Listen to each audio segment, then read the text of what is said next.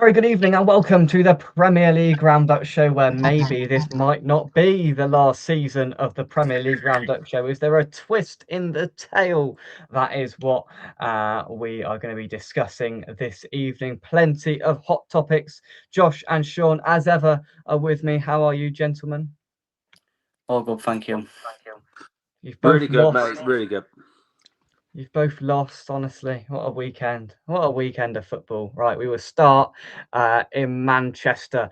We will start at Old Trafford. Manchester United 2, Manchester City 0. It could have been a lot more, Josh, and it felt a little bit weird with that on at 12:30 on a Saturday on Sky. Everything was wrong about it, and Man United turned up and they comfortably swept City to the side. Yeah, first I was going to say that was weird. They had the TNT and the Sky the wrong way round. That messed with me a little bit. But no, I thought Man United were superb from minute one. Really, from in about 2 minutes, they should have been 1-0 up from the Maguire header from the corner. That probably harder to miss than score. And then from then I thought they were superb. Don't think City have been outplayed like that all season. Really. It's not often you see a team like that so rattled. Obviously the two disallowed goals at half time in the first half, very tight. I thought first half they were unlucky not to be ahead at half time, Man United. And then second half they continued really. I thought City did have a lot more of the ball, but they didn't create anything still. And then obviously they get done on the break from a set piece. And then about 10 minutes later, same again. But even before that, Donnarumma made 2 or 3 really good saves, which kept him in the game. And yeah, as soon as he got the second one, about 10 minutes after the first, it was pretty much game over from then. Game probably would have been a little bit different if Dallo was sent off first 10 minutes. For me, that's got to be a red. It's knee high. You've definitely seen him sent off, that player sent off for challenges like that before. I think even Mike Dean said on Sky that it's a red and he's literally just there to defend them. So I think that sort of tells you everything you need to know. So he got a wave on that one. But either way, it was a superb performance. I know City have injuries. They've had a few players out. They had young lads centre back a lane. I think Ake come in. He's barely played all season. Kuznov was in. They have got injuries. But then again, Man United have had a few players out as well. So I don't think that they can use that as too much of an excuse. And yeah, I thought they'd give him a game. Obviously, new manager, local derby. I did think they'd give him a game, but I didn't think it'd be that sort of one-sided, really. I'd say they absolutely played him off the park. They were superb. One of the best Man United performances in the last 10 years, really, I'd say. It probably is just a new manager bounce at like Carrick. I'm not sure they'd be fully convinced. When you think of it, he failed at Middlesbrough. I know he had a good start there, and something like 130 out of 17 games in it when he first went in there. I think he was there for about 2 or 3 years and he couldn't get them promoted though. Ended up getting sacked there eventually. So I think it's sort of just to bring a good feel-good factor back to the club sort of thing, just till the end of the season, a bit like they did what they meant to do with Ollie a few years ago before he ended up getting it full time. I don't think that'll happen again this year with some of the names that are going to be out of contract in the summer. Glasner, Tuchel, from the talk of Ancelotti, Enrique, Pochettino. So I doubt they'll get it full time, but it is off to a perfect start anyway. And if they do get Champions League, you never know, because some of them managers have just named, apart from maybe Glasner, are any of them really going to go to Man United? I'm not sure. So maybe he could end up getting a full time. And yeah, he's off to a great start. So fair play to them. Absolutely. Just a sheer mention of Pochettino got Sean grimacing there. We'll come on to that in a second. Good evening to everybody. Josh's granddad is in now. This could get a little bit tasty a little bit later on the show, as the Josh derby did commence yesterday and it didn't go well for Aston Villa. Josh said to me before we came on air, he said, I forgot what losing felt like. Isn't it tragic? Poor you, Josh, poor you. Good evening to everybody else. Terry, I hope you are well. Larry, thanks for joining us. Good evening, Sam. Well, I don't know the last time where only West Ham won out of the three of us. This is unprecedented. This isn't right. This doesn't happen very often. Right, let's do it, shall we? Spurs 1, West Ham 2. Now, Sean, I had your thoughts in my head going up on Saturday. We were I was pretty walking much to bang on, wasn't I? Was I bang on? We were walking to the ground, and I overheard a couple of Tottenham fans say, "This is the highlight of our day, walking from the station to the ground with a little bit of hope." And then when we came out afterwards, there was a Tottenham fan who was behind us, and he said something along the lines of, it just doesn't stress me out anymore. I don't really care." We didn't see any protest, but there was obviously some dissatisfaction as the game unfolded. You told me you were bad, but I wasn't quite expecting what I saw. What did you see? First of all, I'll be honest. I missed the game live, so I had to Yeah. work for half it by the time I got home. So obviously, you read endless things. I was chatting to your dad a little bit, so I watched the game back with already knowing the results. You can if you can do that, you can watch it in a different light, so you can sort of see what's going on. Firstly, I'd like to say, obviously, you won, so I'm not taking anything away from you. But we had a very short chat on Twitter yesterday. I think I commented on a video you did where you said you were excellent. I didn't think you were excellent. I just think half of our team didn't turn up. I think what I sort of covered the other day, I sort of said we've got players out there that don't look interested. We've got numerous players out there that either aren't interested or just aren't understanding the system. And just to cover those two comments there's a video going around of our front three, which isn't good enough at the moment, but on paper it should be. I want to say PSG, did they pay something like 80 million for Moani a couple of years ago? It was big money. He doesn't look interested, like he doesn't want to be there. Tell, probably one of our more dangerous forwards. He's been dropped from the Champions League squad again today. Things have come out that he's unhappy. Riddled for unhappiness through the side. There's videos going around of a few of our attacks. It just fell to pieces. Looked like there was no cohesion or anything at all. The midfield three we started on paper of Gallagher, Archie Gray, and Xavi Simons, I think should be enough with the right structure. That could have run that game. And now I was going for like a draw, and I just went for a little bit of a punt before the game, and I thought Conor Gallagher coming in, bit of passion, new signing, that could swing it. Even he looked lost at what was going on. He looked. But that's the thing that shocked me the most is I looked at our midfield before the game and we played Souček and Fernandez in a 2. Now, whenever we've done that before, we've been chronically overrun in midfield. I looked at it and went, we're in trouble here. With Gallagher, I didn't even notice Gallagher. I expected him to be better, but first game, fair enough. Defensively, I thought, you are solid defensively. Just stop to that Van der Ven, like he came out of nowhere to take the ball off Somerville, where it was effectively through on goal. I don't think I've seen a cleaner tackle in my life live. Porro had a really good I did shot. tell you that Somerville would get joy against Porro. Did cover that. Defensively, Porro can't really, sorry to cut in, but he's not, I know he got the assists and all that. I think he's got some of the most crosses of any fullback. He's not a great defender. Do you know what I mean? And when you're in a team where you're struggling a little bit, your fullbacks need to be able to defend. So there's always going to be joy there. So yeah, the fact that Conor Gallagher just could not get into it in any way, shape, or form. Again, it highlighted to me that going forward with the ball, we've just got no structure. A bit like against Villa in the FA Cup. First half we were exactly like we were against Europe on Saturday. Second half, there was very little structure from Tottenham, other than we had a go. Do you know what I mean? That's not really a tactic or a structure. By having a go, having a bit more aggression, and the fact that our front three maybe not good enough. I'll give you that. I sort of predicted that. There's been stories coming out I know we've got mass injuries as well. So everything that happened, it didn't surprise me a lot.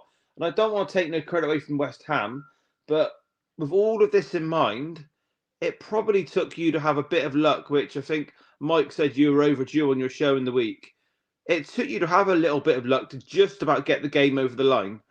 So do you see where I come from that? I'm not knocking you, but I don't think I'm exaggerating. And the manager thing's a totally different story. He sat there smug in a press conference today saying he's just had lunch with the owners. And do you know what I mean? There's not a fan on the planet who wants him there. They are adamant he's got to go. And I don't quite understand why, but we got a game tomorrow night. We've got 13 players missing. 13. And I think you can name a bench of about 9 in the Champions League. And do you know what I mean? We said about injuries.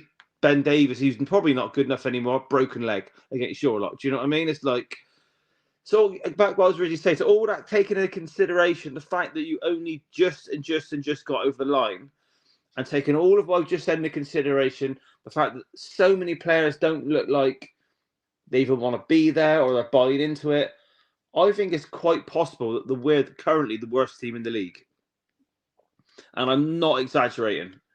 Talent-wise, on paper, I know we got 10, 13 out. I think it's 13 because we got about 4 players in the squad who can't play because they're not signed on. For starters, we've got Burnley away on the weekend, and I don't think we're going to beat them. We lost. Frank's tactics don't give help his cause, but he has had some bad luck. Like last minute defeat on Saturday, last minute defeat to Bournemouth. Do you know what I mean? Yeah. It's a bit of a kick in the teeth for him, but his approach to games isn't good enough. We've got, I think Bournemouth hadn't won in 10, we lost. West Ham hadn't won in 11, we lost. Burnley haven't won in 13, and it would not shock me. Came back again. They're just a gift that keeps on giving. I just think sometimes when a team's that misshaped or not there or not given it can be a tricky one to beat. Do you know what I mean? You won it, but I think we're going to struggle again at the weekend. And I don't know if you play how you did on the weekend if you'll beat many other teams in the league. Well, that's the thing. Well, I mean, we had a lot of chances. I mean, and they weren't converted. And the 2 we did convert, which were lucky. I mean, some of the one was going in, but the other corner, and so that was a bit lucky. And then the goal at the end was just a pure scramble and a bit of luck. And then he put up VAR, and I thought, well, here we go. This is the most obvious thing that's ever happened. But I don't even know what they were looking at. They were looking at something, but I don't know what. And it was given, but. Yeah, I'm not sure the Somerville would have gone in, to be honest. I think that if the keeper let that in where it was going, but deflections happen in football, don't they? You do get the odd bit of luck, and this is also Vicario we're talking about, who is not very good. But that's one of his more strong points. So it's probably his shot stopping, which keeps him in the team. He does pull off some good stops. I don't really know what he's doing with the winner. He's sort of doing a starfish, no under the ball. Don't really quite understand what he was doing, but. You win, but I think I said covered you. I watched it because of how Tottenham were. I don't know what to take from it from a West Ham perspective. Because were you good? You certainly weren't excellent or brilliant because you didn't need to be. It was definitely a lot to do with us just not turning up at all. But then again, we've got Sunderland on Saturday, and that'll show if we start the same team and if we go the same way. Just 2 seconds. This will go towards the breakfast that I bought you. Thank you very much. This is a box of tissues for Sean.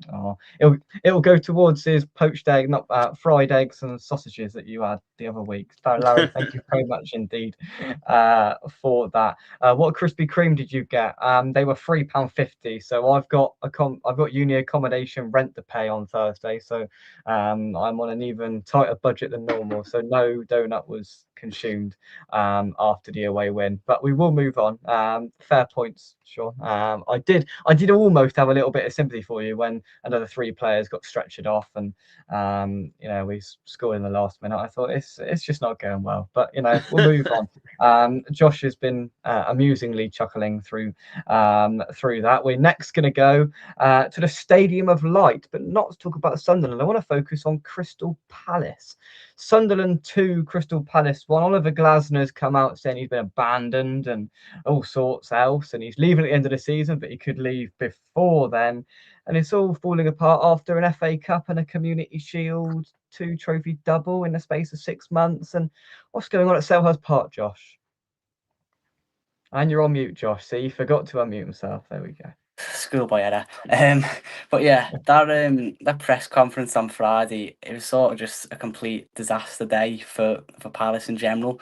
You had the manager announced that Gay was leaving for 20 million, which is just, I know if not they were losing them for free, but what's 20 million in this day and age? They may as well just kept them for another 6 months and lost them for free. 20 million in this day and age to me is not much at all. They probably could have got 70 or 80, 18 months ago.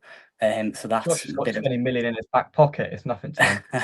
No, but like for example, I think Neil Maupay to Everton cost 20 million at the end of the day. It's a bit like it's really not much. I understand it from a small business like Palace, like Steve Parish. He's not really like he's not really one of the proper rich ones. I think they have got investors, but even so, he's not one of the more rich ones. So I get why they wouldn't want to lose him for free, but it's a bit like you're losing. You've already got a paper thin squad, and then you're losing your best player for 20 million. It's still a bit.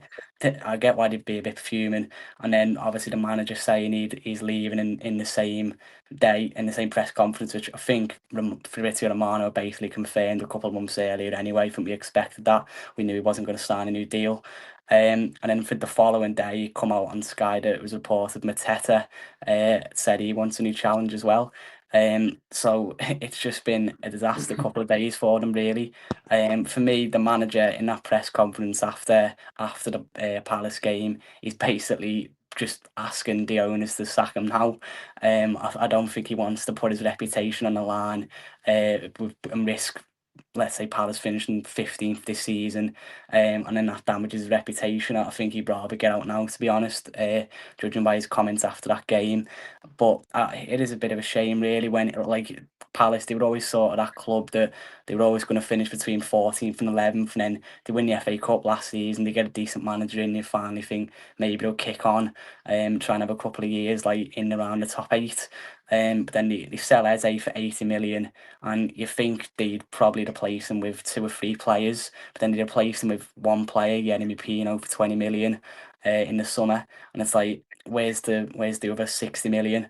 It's like, I get the frustrations, really, and obviously the thing with Gay, wait until 18 months, waiting till 6 months left, sorry, on his contract to sell him when he could have got about 80 million 18 months later. I remember, I think it was summer 2024, they sold that Anderson to Fulham. It was a solid centre back for them. I think they sold him for about 15, 20 million and kept Gay instead. Could have easily just kept Anderson and got like a big fee for Gay. I think that was the same window they sold Elise as well.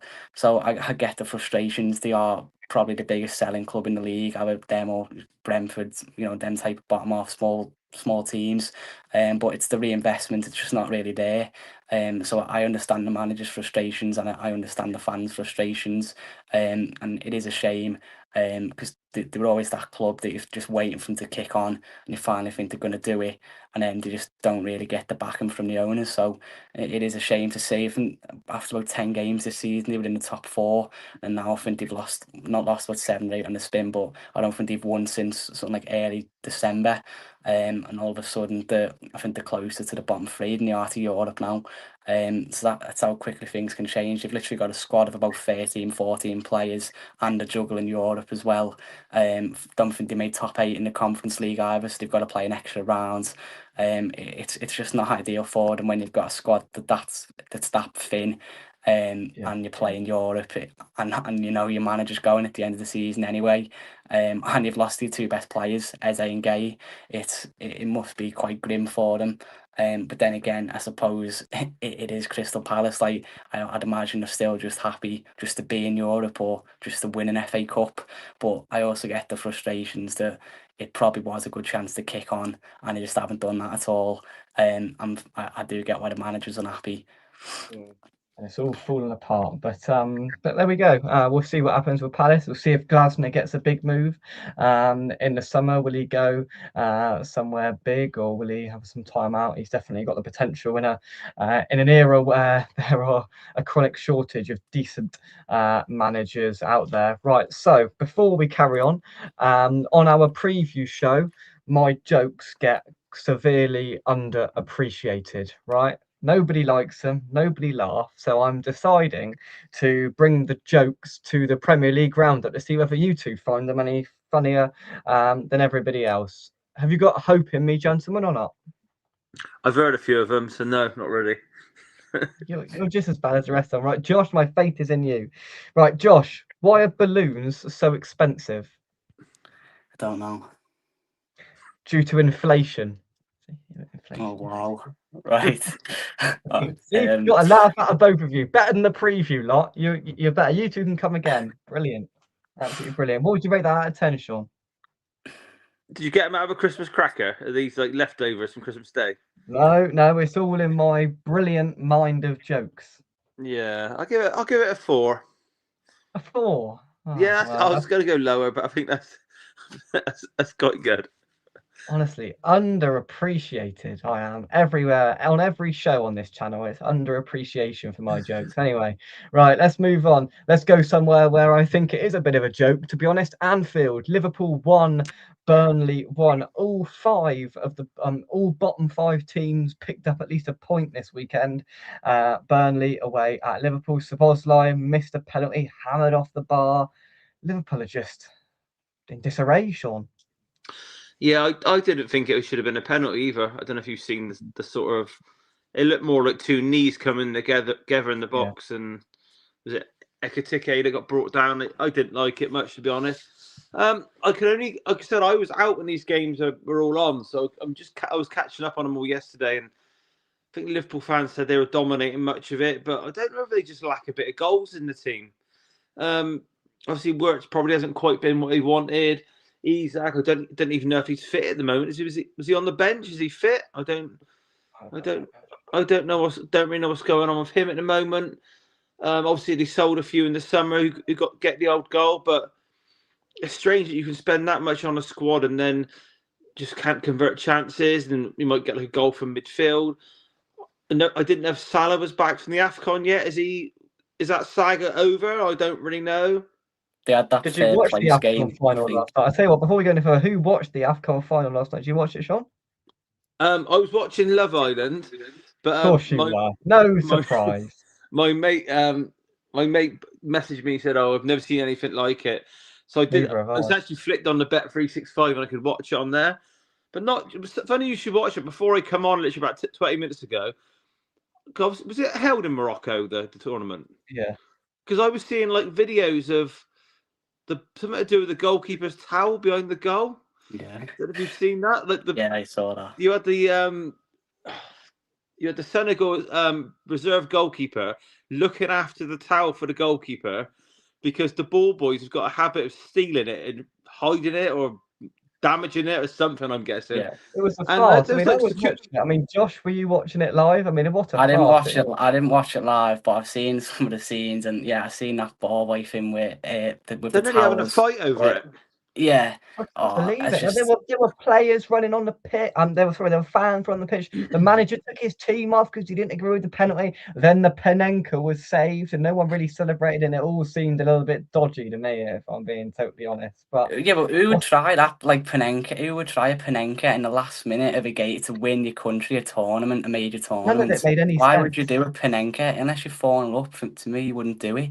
Like, he should never play for them again. For me, that's embarrassing. I'd be absolutely fuming. Panenka in the last minute to win it. That's horrific. But yeah, that AFCON, I swear the whole thing's just, it's so like unserious. Do you remember the other year when they had that referee who kept like blowing the whistle like 10 minutes early, like before full time? It's such an odd tournament. There's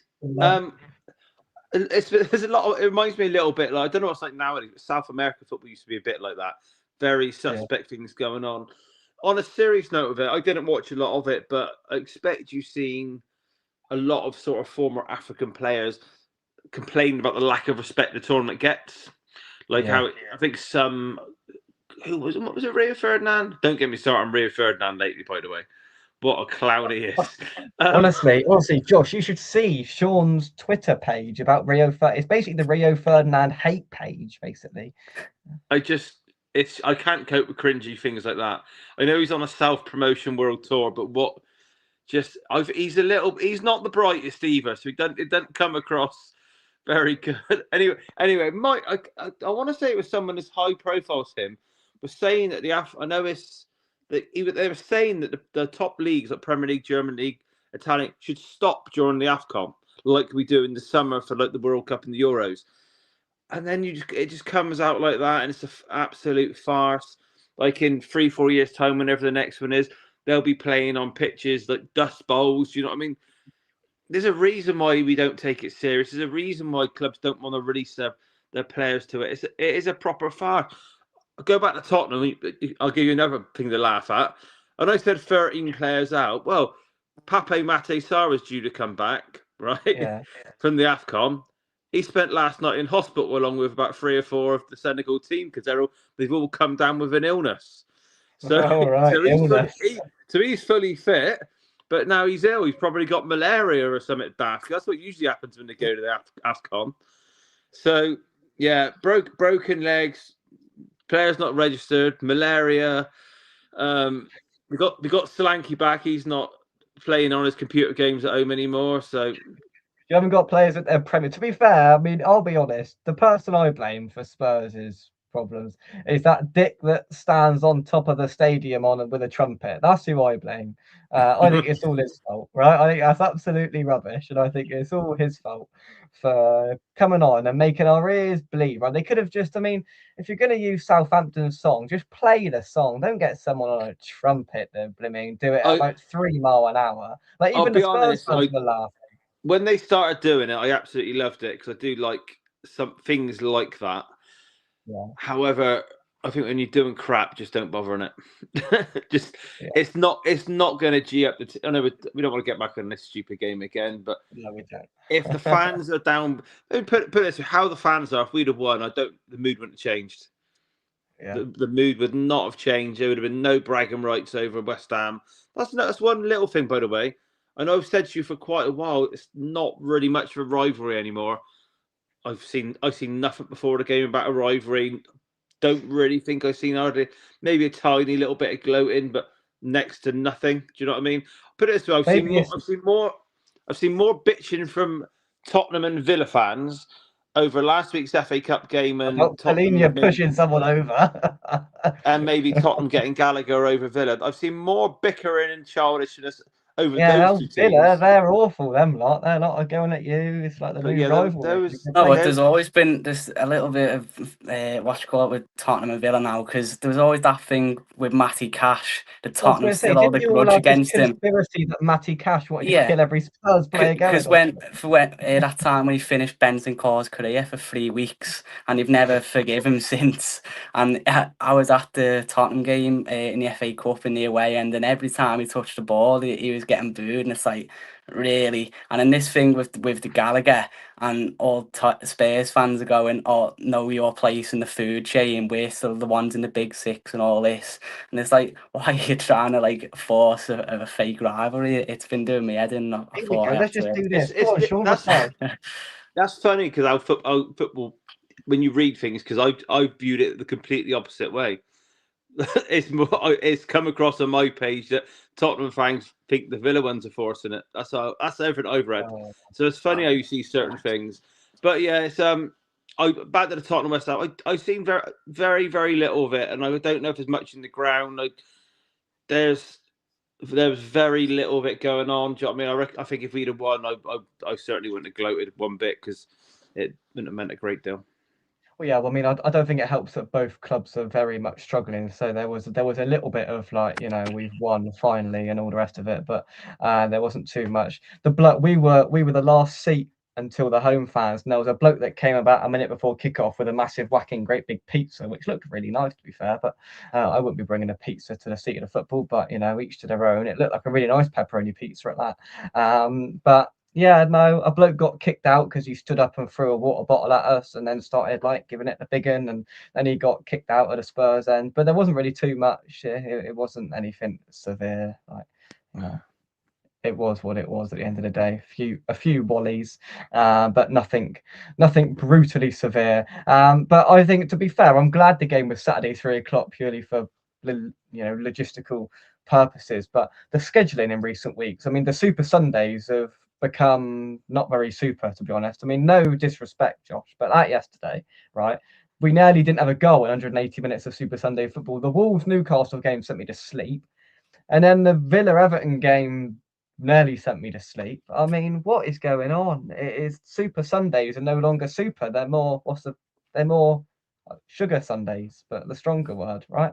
Honestly, Aston Villa 0, Everton 1. Josh, you forgot how it felt to lose. Everyone in your family is an Everton fan. What a bad weekend for you. Yeah, it weren't ideal, and that, yeah, I agree with what you said. That Super Sunday, the Wolves one before was horrendous, and then even this one should have been 0-0, to be honest, if it weren't for just two calamitous errors from Villa at the back. So even this one should have been 0-0. It wasn't much better than the 2:00 one, to be honest.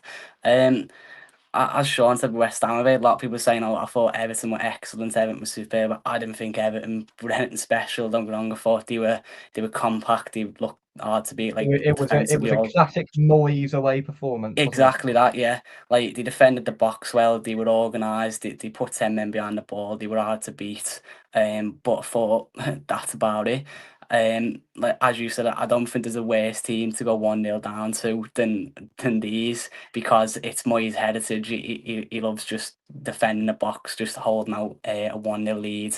I'm pretty sure I saw something behind Arsenal. Everton have the best away record now in the league. And that doesn't surprise me because, again, with Moyes, probably better when he's playing the better teams where he can afford to just sit in, hit on the break, and not have to come out. I think the away form's better than home form. And yeah, as you said, it was just the classic Moyes away performance. I don't think Martinez had a save to make apart from the goal, to be honest. I didn't think they kept the ball that well.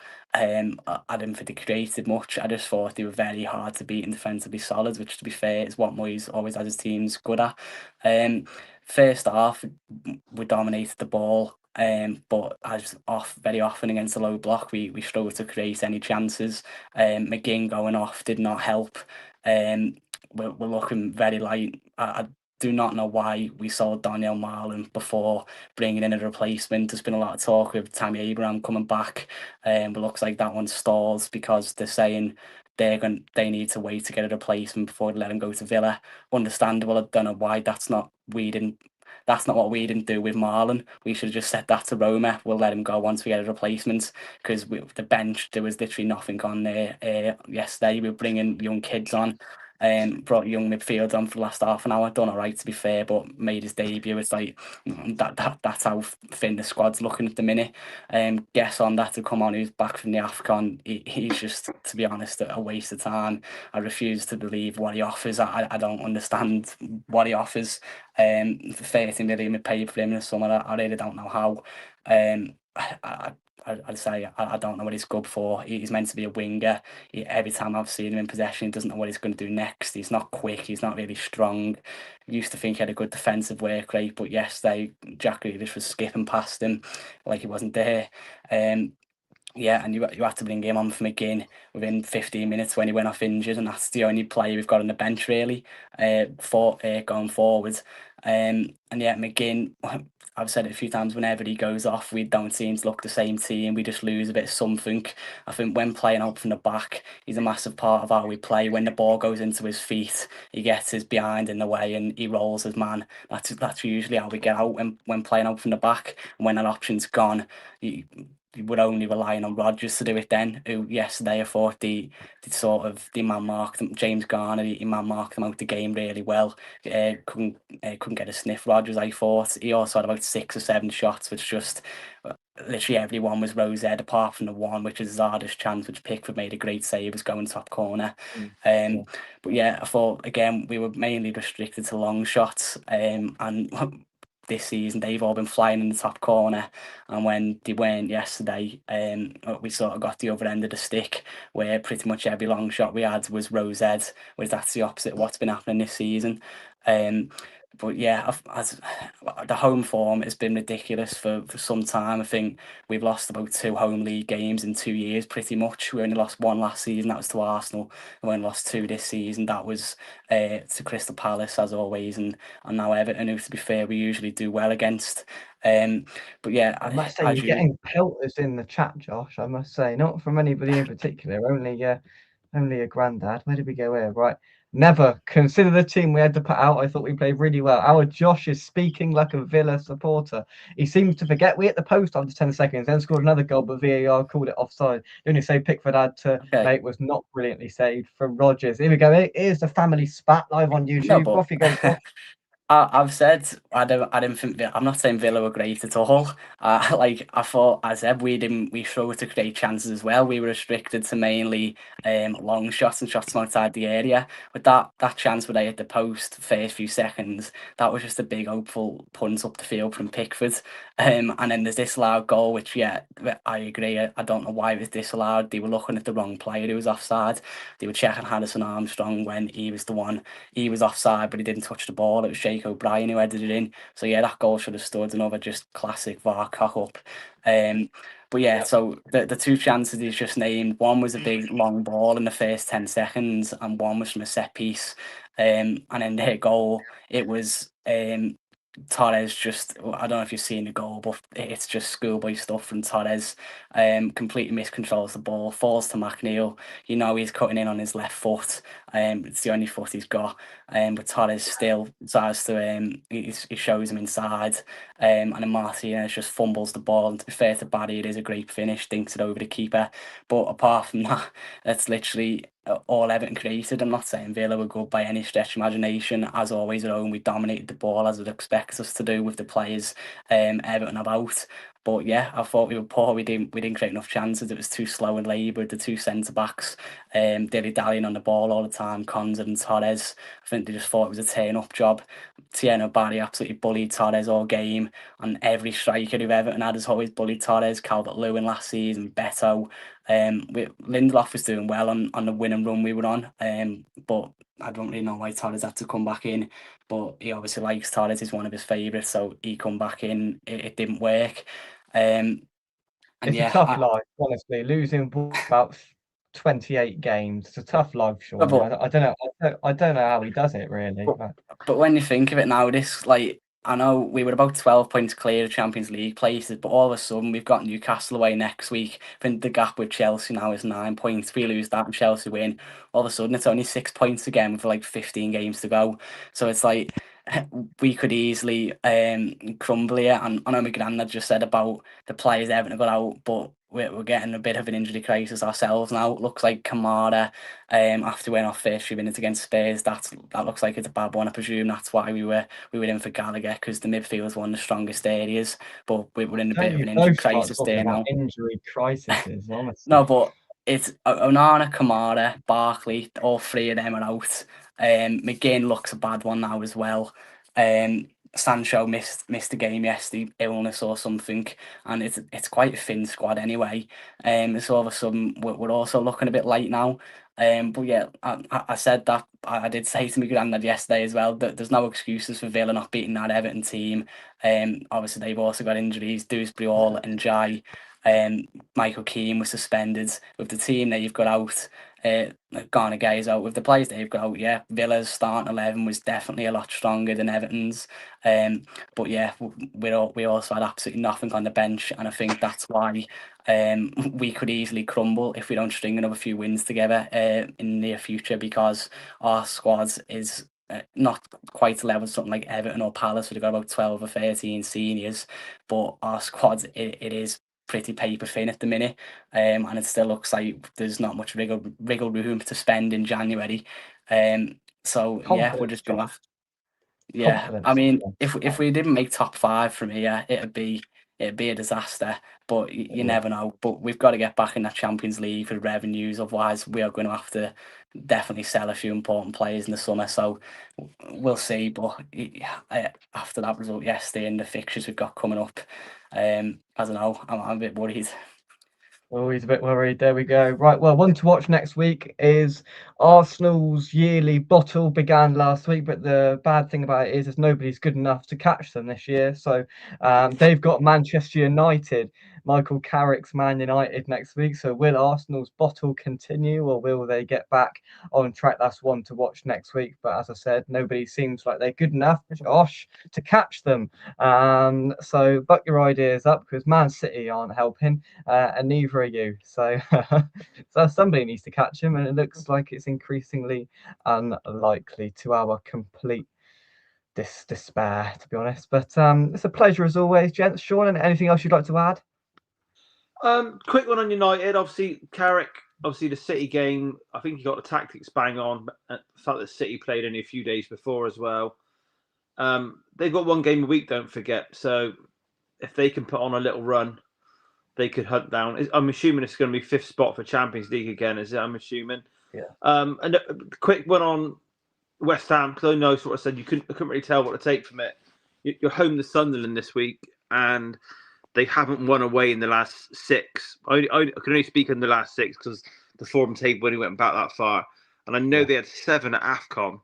But when they played at ours, they weren't very good when we played them at our place. We still only managed to draw, but I was expecting a better side considering their results. So I said to you when we went for breakfast the other week, I said I don't think it's over for your lot, and you were pretty certain it was. So yeah, let's see how it goes, mate. We'll see. It's a big game next week. Plenty of big games happening. So we will see you all next week. Next Monday, I'll be back up at uni, so I'll be in London next week for our next instalment of the Premier League Roundup show. So I'll see you all then. We'll have build up to the Sunderland game coming in the week, so look out for that. Go and check out all the videos from the weekend, as well as some good ones in there to feast your eyes upon. Sean and Josh, thank you very much. It's a pleasure as always. Okay, mate. No worries. Thank you very much. Thanks everybody for getting involved in the chat, and we will see you soon right here on West Ham Unofficial. Thank you very much, and bye-bye. Cheers. Bye-bye.